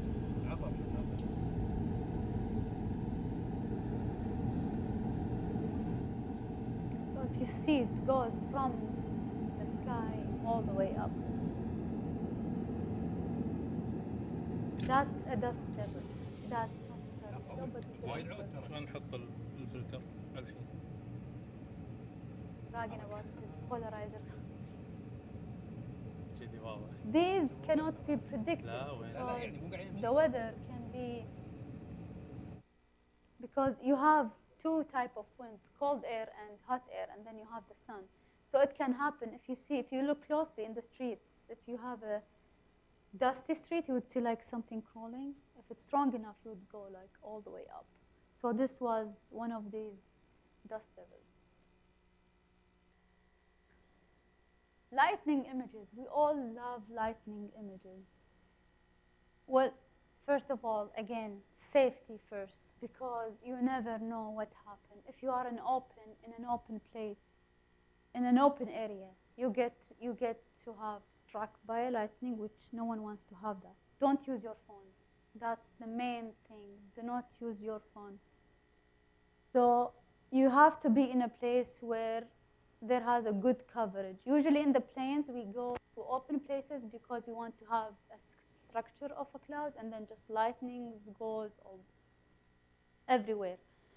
To me, I do is when I storm chase, especially in the plains, I try to be very close to the car, because at any time, if it strikes close by to you, you have to take your camera, drop it in the car, and just move, because you never know what happens.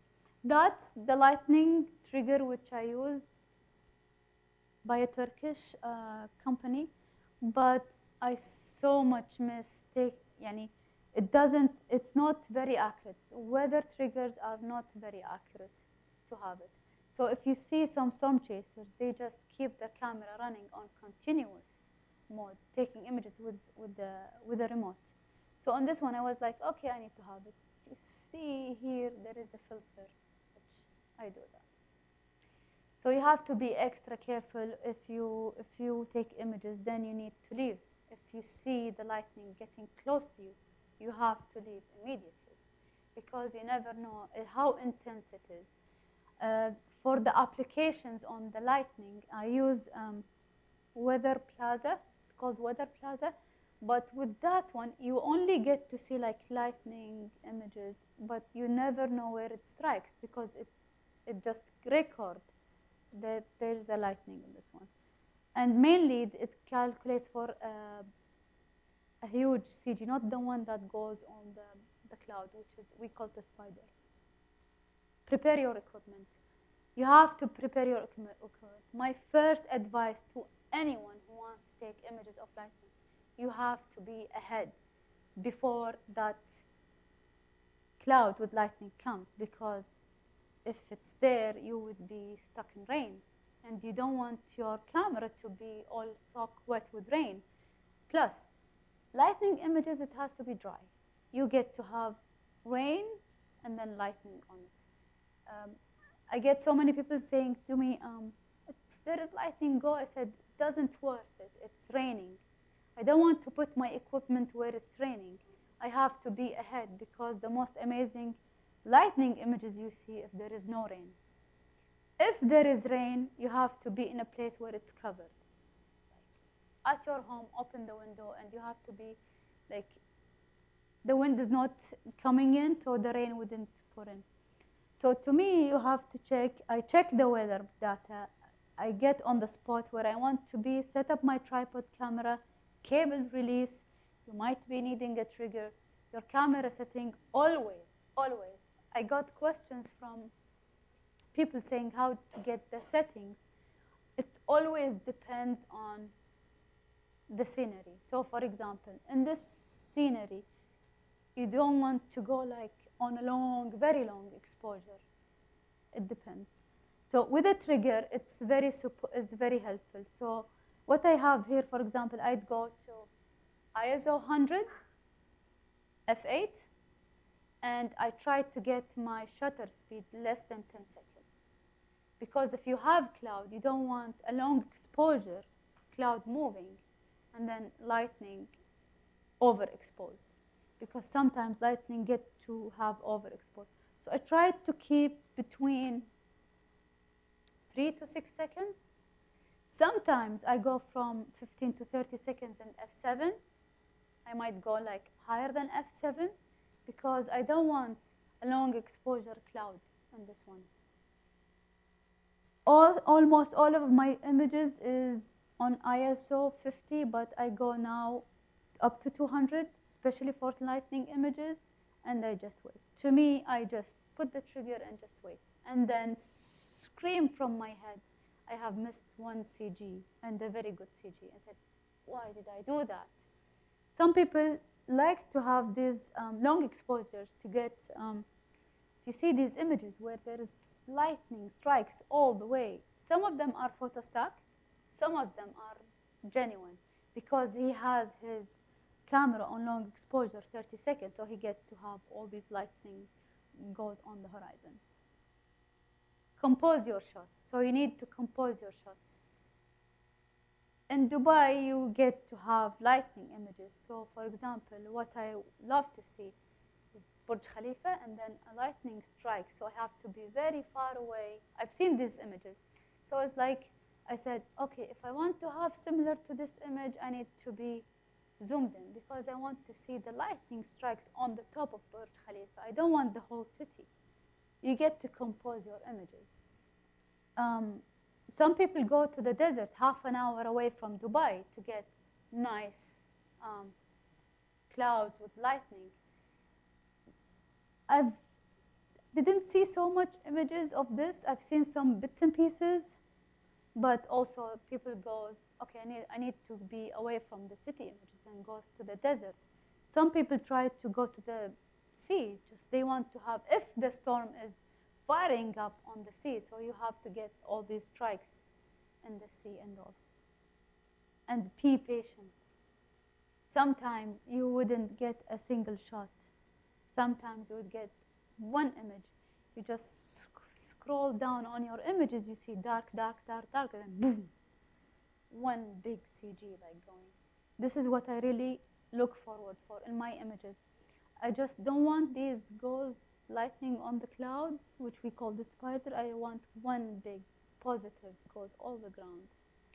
There are some images, recently I know, it's called spikes, where it's like red dots goes on. That's also from lightning. And there is some images, lightning goes from the ground, that from the ground to the sky, which is something out of ordinary I have seen.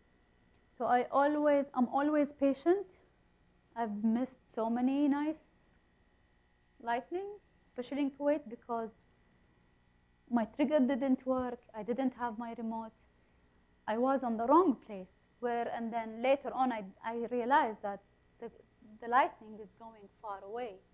Not even if you guys did not see it. This is the selfie which I took. All storm chasers have to have a selfie. I think recently we'll call it a shelfie. So we have to have a selfie with the cloud and us. It's here.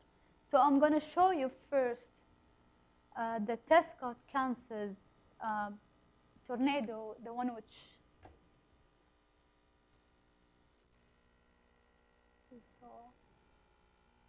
So this is, you see the sirens, these are tornado sirens. So this is what happened exactly. This is from a video camera. The siren means there is a tornado, take shelter. You see how it's rotating? So there is,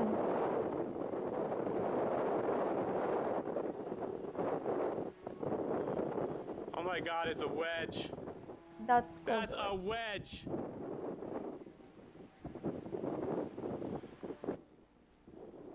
and if you hear the wind is so strong. So you would get damages. In this place, thankfully, there was no houses. You see how it goes now. Now this goes all the way and goes to very big wedge. I'd like to thank Mike because he allows me to broadcast this after his permission, of course. So this is how it goes. If you see lightning inside the cloud, so there is no CGs outside.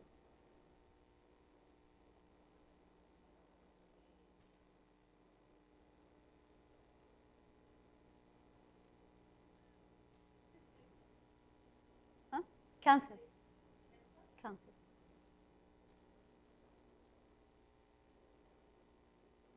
I've seen tornadoes happening in Canada, which was very strange also. So this is an EF3. EF3 is based on the damage, wind, and how wet is the tornado also. So there was no houses in here, thankful. So it just passed right away from us.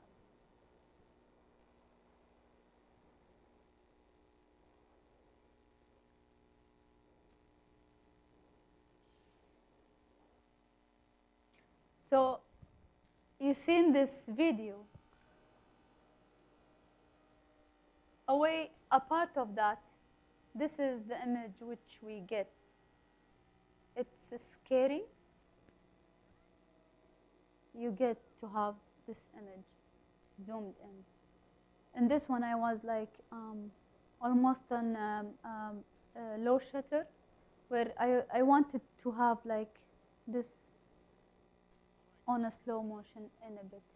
So that's the video, that was the image I composed with my friends behind this one. If you are on a distance on such storm, you get to have an idea how your image it wants to be. Like I said, I was using a 16. So I wanted to show like the widest angle I can be, and then I want to go 70 to 100 to show the tornado after it happened.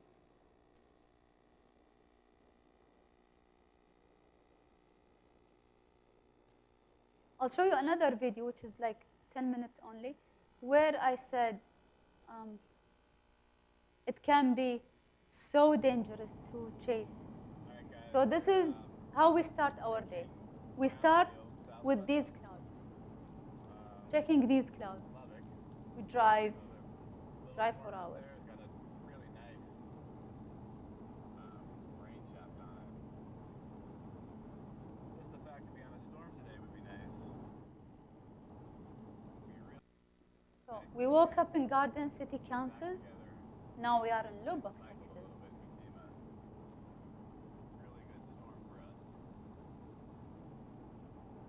April, May.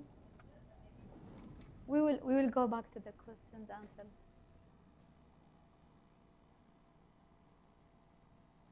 just a storm, nothing very much really nice about the structure of this one. This we end up having almost. This is the storm, it's either building up or dying away. So here it was like dying because there is another storm is happening. We take our stuff and go.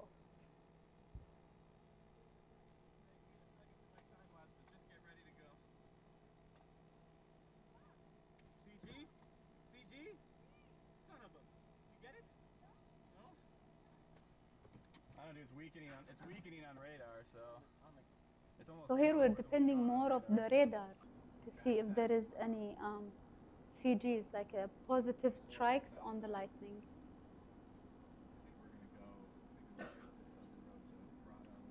These are the towns in Texas. We're in La Mesa. See this? This is the storm right here. And we have to have respect of the speed limits. See, this guy was driving so slow, we're like, come on, need to chase. Please don't die out. Please do something. Oh, look at him, he's eating garbage. There's another dog. On the trash can. Yeah. There's two dogs eating garbage.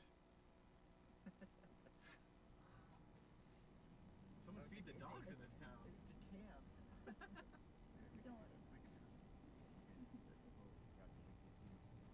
Oh my God! Man, just So this is the first structure we see.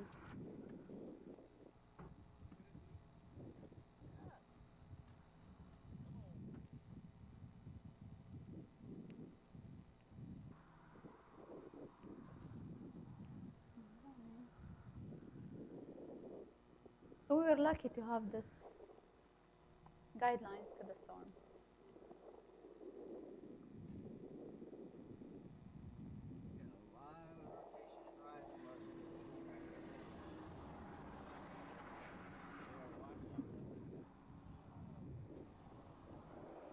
I have already that.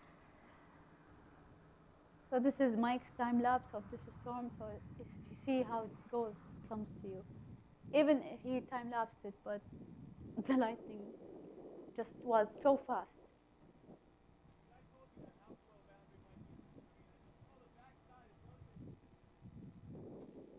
Let's drop south. Let's drop south. Oh my God, look at this field. Well, we're gonna go further because it's... When we see an open field with this structure, we're like very lucky. We've got an epic structured supercell. That was one of the days, just to give you, one of the days where we didn't chase for 2 days. Okay, go. Get your stuff.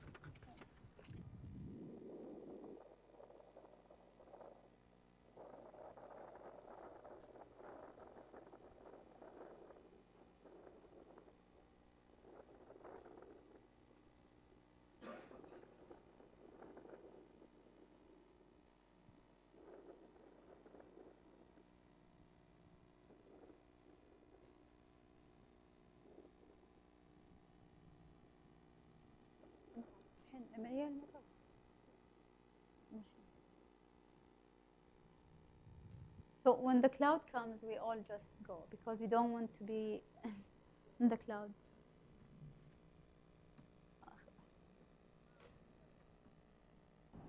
Front side of this thing. This is beautiful right here.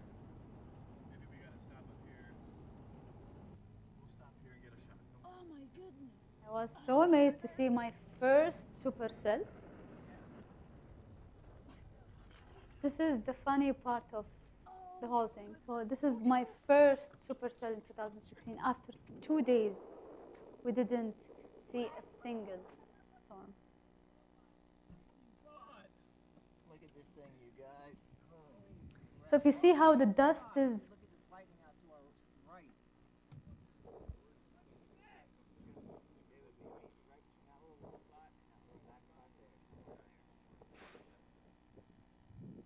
just you have to see this part. So what we do is put the cameras. We have to have a selfie.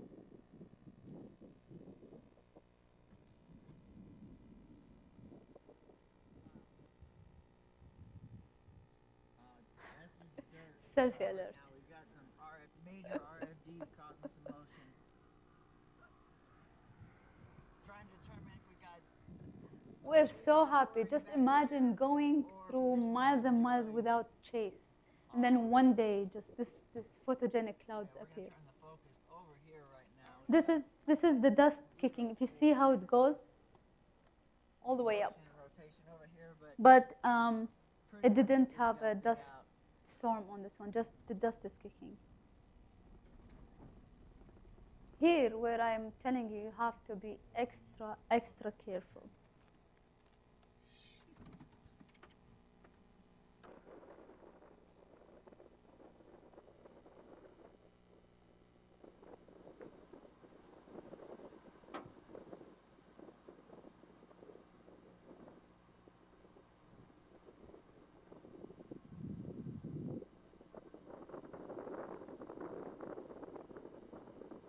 So remember the sound which I told you about? You need to know that if the strike is so close, just look.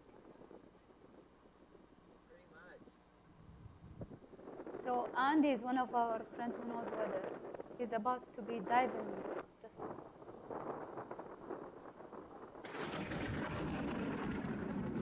see this guy when he just put his camera like this? So exactly the thunder, the lightning just flown from the sky all behind us 2 feet away from us. So this is how we run Forrest Gump run.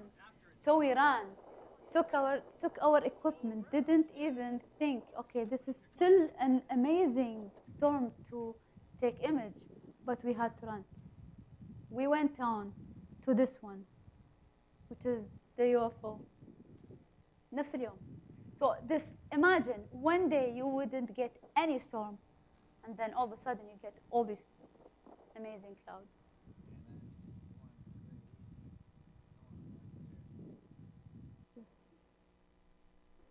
See here. I was angry. I didn't get my image because most of the photographers would get like lightning goes strike from this cloud here.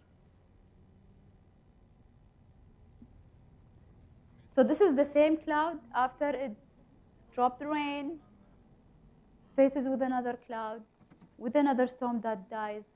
This is how it goes from photogenic to not so photogenic, but you still have lightning coming from it. Right, slow down, slow down, slow down. Or wait. That's me. That's when lightning coming up.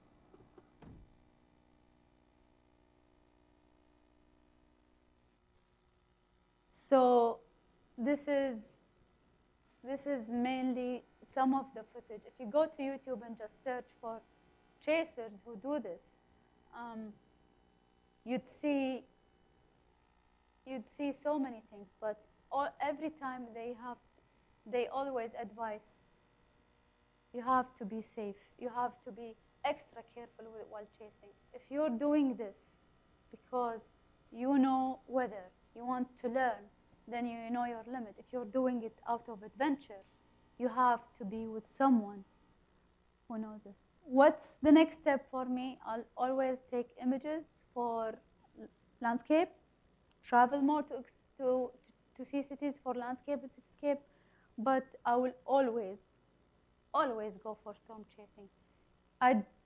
I'd travel from Kuwait to United States for 22 hours for just 2-3 days of storm chase while I have booked my whole trip, my whole expenses for 10 days, but still come up. If I have 2-3 images, I'm satisfied. I did learn something. Every time I go to storm chasing, I'd be learning from people who know weather.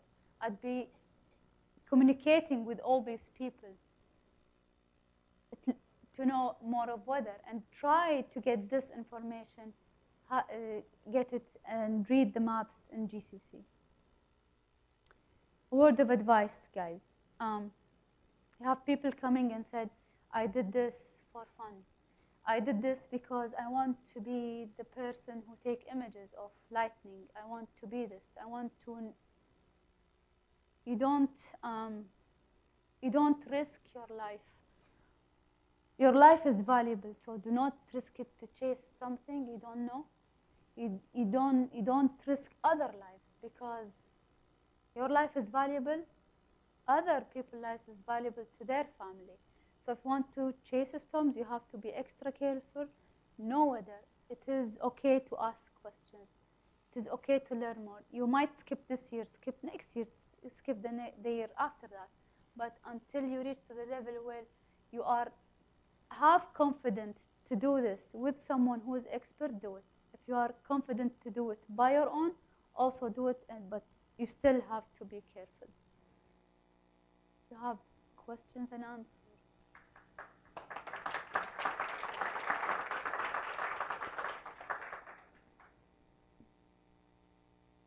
So anyone has questions?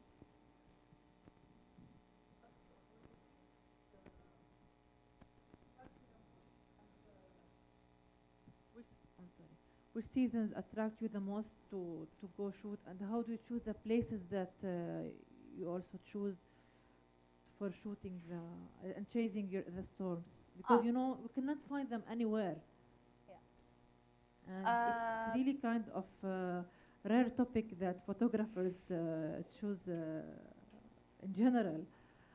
And definitely you are addicted to this kind of photography to choose it, otherwise you will not follow it in these far places.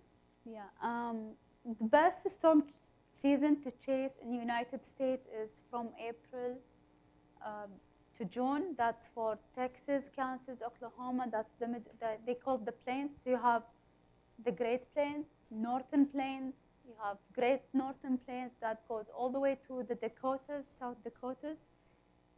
Where I am going to be is depending on what the prediction is saying. Just like I showed, it can be here, or on the next day it can go all the way to the Dakotas. So I have to choose, or me and my friends would say if it's worth driving 10 hours from Kansas to the Dakotas, because it's really a time effort. Sometimes you would get like the slide goes all the Dakotas, you would get 2% of tornado prediction in the Dakotas, but on the south where it's here, it is more of slight risk, but you get photogenic. So we have to decide either is it okay to go all the way up, or it's fine to stay just ahead. It all depends on the plans which we do. When is, like I said, from April to June. My friend, he just tell me, for example, he's chasing here and there, so I just join him on that chase. It's spring, but in Arizona, it's now. It's happening now. So in Arizona, that's the place where the monsoon, السرايات اللي تصير, it happens now. So they are still chasing now. Yeah. Questions?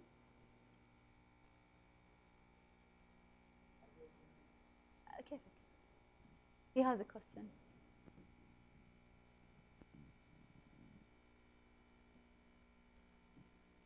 Do you have plan to chase other in Gulf country? I wish. The problem is it's the safety, because you would have at the end, I'm a storm chaser, but I'm a woman, so I need to be careful. If I want to chase in GCC, you'd be having places where you don't know. قطاع طرق مثلا أو شيء. You never know. Plus, I still don't have 100% confidence on the radar system in this region, because I've seen cases where people are stuck in flash floods, where people ended up, okay, they took nice images and all, but it's not what I exactly seek. I would love to do it, but I need to study it. Go there, visit the places where storm was hitting. For example, in Saudi Arabia, would be having in Al-Jamajim, Ara, Sakaka. It's like all the way. I know the places because I follow them.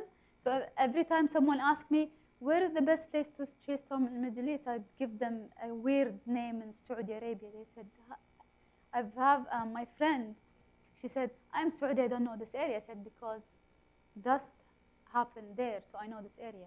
So if I want to chase this, I would love to do that. But I myself, I don't know what is the road like. I went to the United States because I know Mike and he knows the road maps. So if I want to follow someone here who has road maps options, he has an escape options, I would do it. I would chase in GCC. I would love to, because I've seen images where GCC storms are really amazing. I think last year in UAE some storms happened, but I didn't see I've seen some images from some photographers here they shared. It's so nice images, but I would love to go ahead of the storm because they end up, following a dying storm. So I need to have something. Thank you.